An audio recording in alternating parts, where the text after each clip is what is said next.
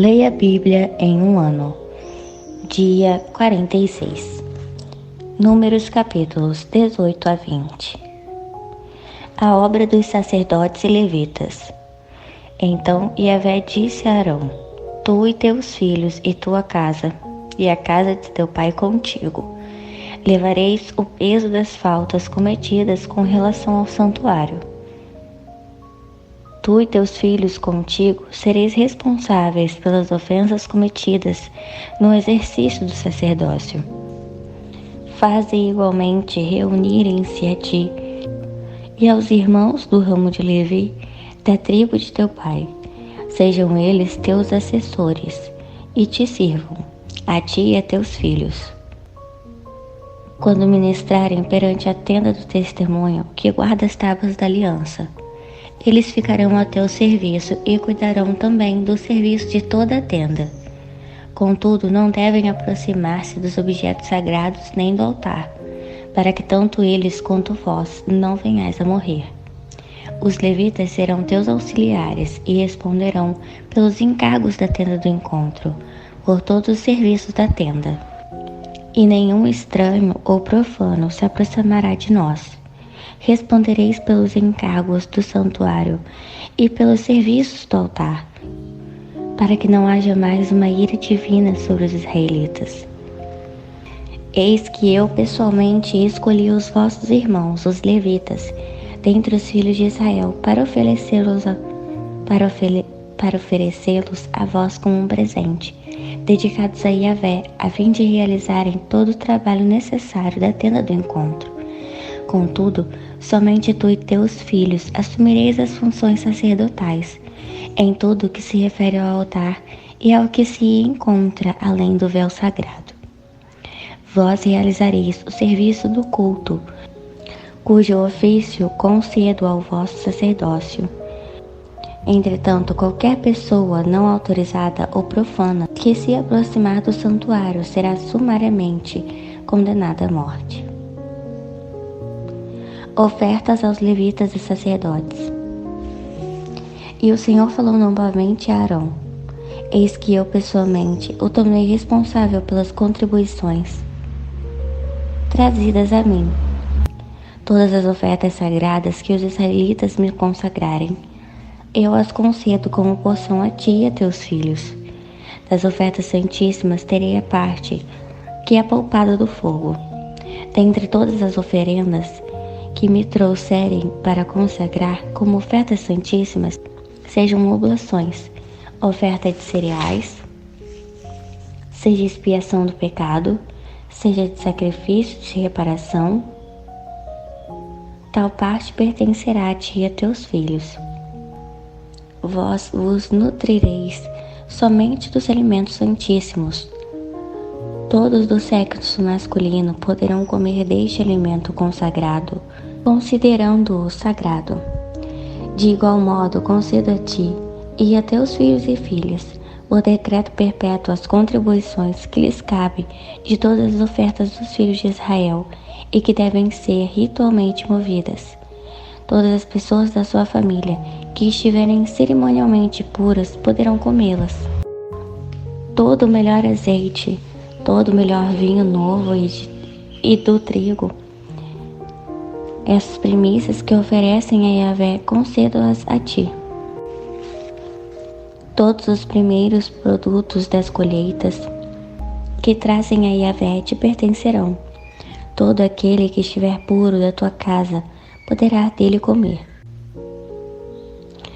Tudo aquilo que em Israel for anátema, consagrado a Deus, será para ti. Todo primogênito que se traz ao Senhor te pertencerá. Tudo aquilo que procede de um ser de carne, homem ou animal, tu, porém, farás resgatar o primeiro filho do homem, e igualmente farás resgatar toda a primeira cria dos animais impuros. Estes voltarão mediante pagamento a pertencer à pessoa que os ofereceu. O pagamento do resgate pelos meninos deverá ser feito a ti quando eles tiverem 1 mês de idade. O valor do resgate será equivalente a 5 barras de prata, pesando cerca de 60 gramas no total. de acordo com o peso padrão do santuário, em que o círculo corresponde a 12 gramas ou 20 gerás. Contudo, não resgatarás a primeira cria de uma vaca, de uma ovelha ou de uma cabra. Derrama o sangue delas sobre o altar e queima sua gordura como uma oferenda, preparada no fogo com um aroma aprazível a Yahvé. A carne desses animais te pertencerá, assim como o peito, que será apresentado como oferta movida, e a coxa direita. A partir de agora, estou entregando a ti, a teus filhos e tuas filhas, como decreto perpétuo, todas as ofertas especiais israelitas me oferecerem. Esta é uma aliança que sai perene e inquebrável, que eu, Yahvé, estabeleço a ti e para todos os seus descendentes. Disse ainda o Senhor a Arão: Tu não terás herança, nem propriedade nenhuma na terra deles, e nenhuma parte haverá para ti no meio dos israelitas. Eu sou a tua parte e a tua herança no meio dos filhos de Israel. Eis que os filhos de Levi dou por herança todos os dízimos arrecadados em Israel, em compensação por seus serviços, isto é, o serviço devocional que fazem por meio do seu trabalho na tenda do encontro. De agora em diante, os demais israelitas não se aproximarão jamais da tenda do encontro, porquanto isso seria um grave pecado, que culminaria na morte dos transgressores. É, portanto, o dever dos levitas fazer todo o serviço da tenda do encontro e assumir a responsabilidade por todos os erros e ofensas que cometerem.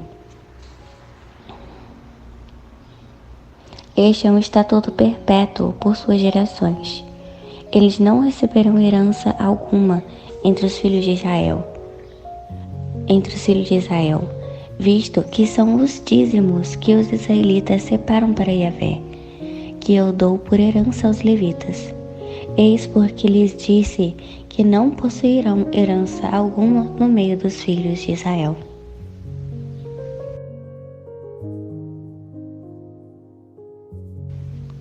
Os dízimos e os levitas. Mais tarde disse o Senhor a Moisés: Comunicarás o seguinte aos levitas: Quando receberdes dos filhos de Israel os dízimos que vos dou como herança da parte deles, separareis a parte de Yahvé, o dízimo dos dízimos. Essa contribuição especial será considerada equivalente à do trigo retirado da eira, o terreno do chão batido e do vinho tirado do lagar, o tanque de prensar uvas. Assim, pois, vós também retirareis a parte de Yahvé de todos os dízimos que receberdes dos filhos de Israel. Dareis ao sacerdote Arão aquilo que houverdes separado para Yahvé. Tu lhes ordenarás: quando houverdes separado o melhor, todas essas dádivas serão para os levitas, como se fossem produto da eira, produto do lagar. Podereis comê-las em qualquer lugar. Vós e a sua família é o vosso salário pelo vosso serviço da tenda do encontro. Não sereis culpados de pecado algum por isso, desde que separeis o melhor. Não profanareis os bens e ofertas consagradas pelos filhos de Israel, a fim de que não venhas a pecar e morrer.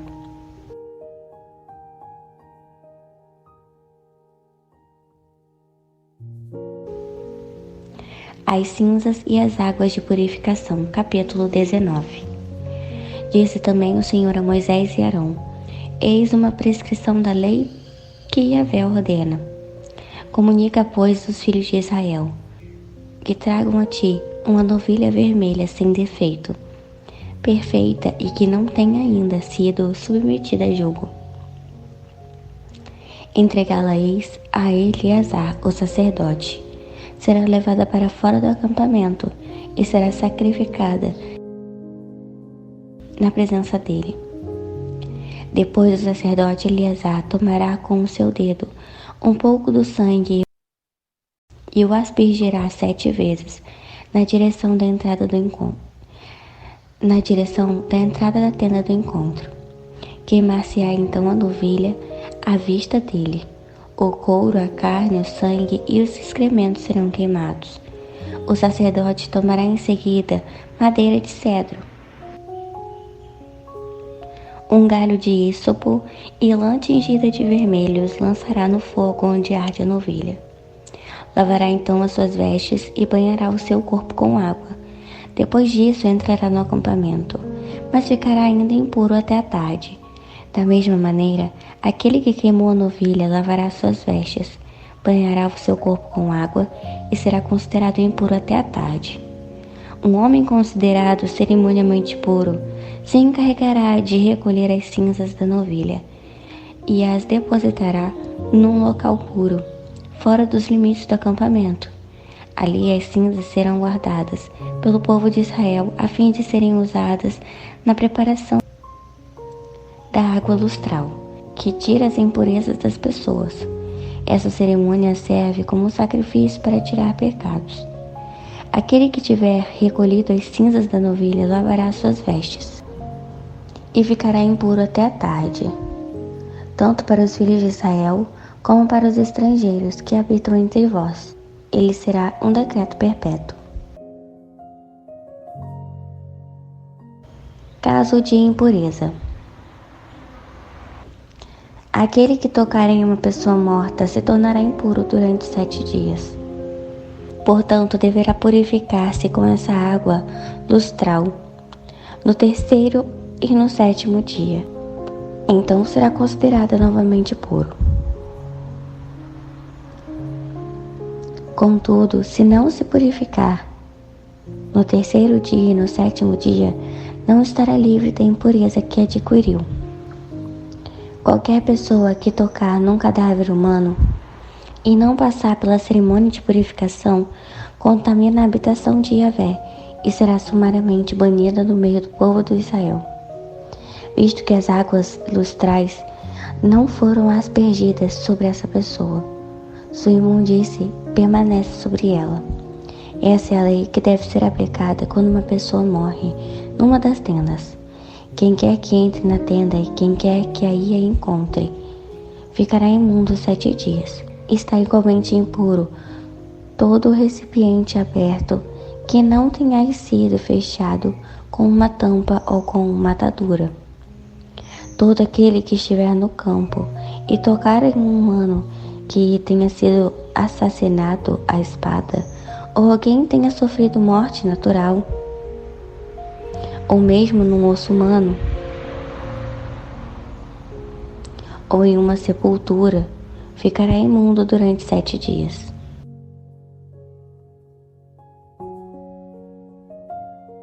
Ritual das águas purificadoras. Tornar-se-á para uma pessoa em situação de impureza cerimonial um pouco das cinzas do holocausto de purificação em um jarro. Em seguida, derramará água corrente sobre as cinzas no vaso.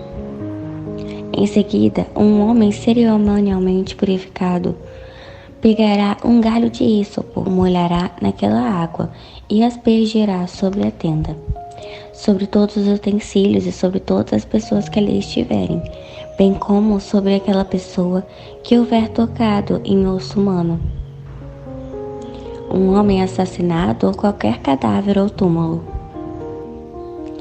Aquele que estiver puro fará as aspersões sobre o impuro, no 3º e no 7º dia. E no 7º dia o impuro estará livre da sua imundície e do seu pecado.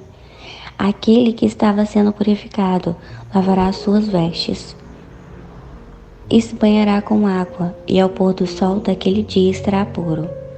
Mas se aquele que estiver imundo não se purificar, será imediatamente banido da congregação.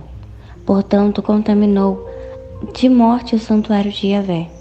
As águas de purificação não foram aspergidas sobre essa pessoa, e a imundície permanece sobre ela. Isto será para eles um estatuto perene. Aquele que fizer a aspersão sobre as águas lustrais lavará suas vestes, e aquele que tocou nas águas ficará impuro até a tarde. Tudo aquilo que o impuro tocar ficará impuro também, e a pessoa que tocar ficará cerimonialmente impura até o pôr do sol. As águas de Meribá. Rebelião. Capítulo 20.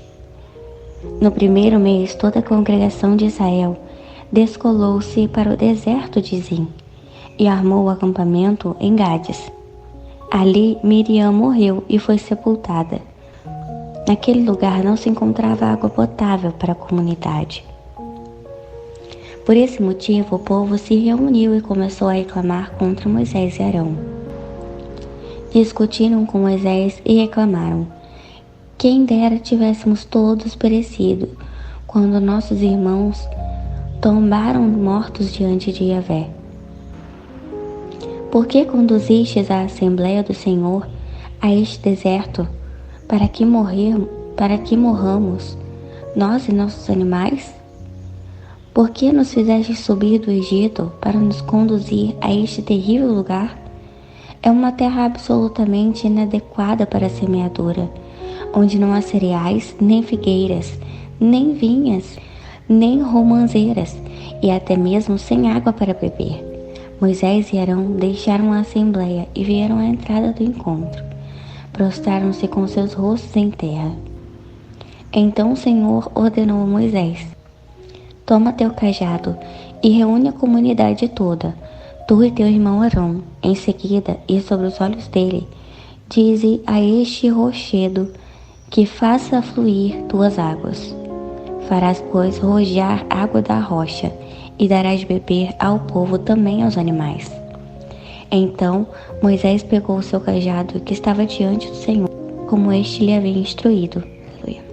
Moisés e Arão reuniram-se à congregação diante do rochedo, e em seguida Moisés exclamou: ouve agora, rebeldes, será que teremos de fazer jorrar água dessa rocha para vos saciar a sede?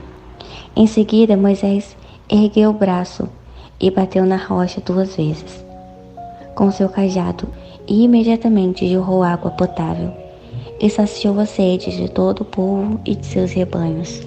Contudo, disse Yahvé a Moisés e a Arão: visto que não confiastes suficientemente na minha pessoa, de modo a honrar a minha santidade e palavra à vista dos filhos de Israel, não fareis entrar esta comunidade na terra que lhe dei. Essas são as águas de Meribá, onde os filhos de Israel contenderam com Yahvé, e onde ele manifestou a sua santidade sobre eles.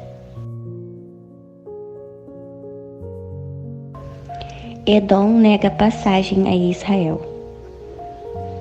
Da cidade de Gades, Moisés enviou alguns mensageiros, que foram transmitir ao rei de Edom a seguinte mensagem: ao rei de Edom, assim fala teu irmão Israel: tu mesmo sabes quantas tribulações nos tem advindo. Nossos pais desceram ao Egito, onde habitamos por longos anos. Os egípcios, entretanto, nos maltrataram muito, bem como aos nossos antepassados. Clamamos a Yahvé, e ele ouviu as nossas orações e enviou um anjo que nos libertou do Egito. Eis que agora estamos todos em Gades, cidade localizada na fronteira do seu território. Desejamos, se isso te pertence bem, atravessar a sua terra. Não atravessaremos os campos nem as vinhas, também não beberemos águas dos teus poços. Seguiremos a estrada real, sem nos desviarmos, nem para a direita nem para a esquerda, para que atravessemos todo o seu território. Porém Edom contestou-lhes: não passarás por minhas terras, pois do contrário marcharei preparado para a guerra contra ti. Então a congregação dos filhos de Israel ponderou-lhe: seguiremos pela estrada real, a principal, de terra batida. Se bebermos da tua água, e se nós e nossos animais bebermos de tua água, pagaremos o valor que desejardes por ela. Basta que nos deixe atravessar o teu território a pé, e nada além disso. Contudo, Edom retrucou-lhes: irredutível, não passarás por minhas terras. E Edom partiu com seu exército grande e bem armado ao encontro do povo de Israel. Considerando que Edom recusou-se terminalmente a conceder permissão para atravessar o seu território, toda a congregação de Israel desviou-se dele. A morte de Arão no cume de Ur. Toda a comunidade israelita saiu da cidade de Cádiz e chegou até o monte de Ur. Foi naquele monte, próximo à fronteira de Edom, que o Senhor comunicou a Moisés e Arão: eis que Arão se reunirá a seus antepassados. Não entrará na tenda que dei aos filhos de Israel, visto que fostes ambos rebeldes à minha palavra, junto às águas de Meribá. Toma, portanto, Arão e Eleazar o seu filho, e faze-os subir ao monte de Ur. Ao chegar no alto do monte, tira as vestes de Arão e coloca em seu filho Eleazar, pois Arão será reunido aos seus pais. É exatamente ali que ele vai morrer. Moisés fez tudo em conformidade com as ordens do Senhor. Subiram o monte de Ur à vista de toda a congregação. Moisés tirou as roupas sacerdotais que Arão vestia e as colocou em seu filho Eleazar. E Arão morreu no alto da montanha. Depois disso, Moisés e Eleazar desceram do monte. Toda a comunidade soube que Arão havia expirado, e toda a nação de Israel chorou e pranteou por ele durante 30 dias.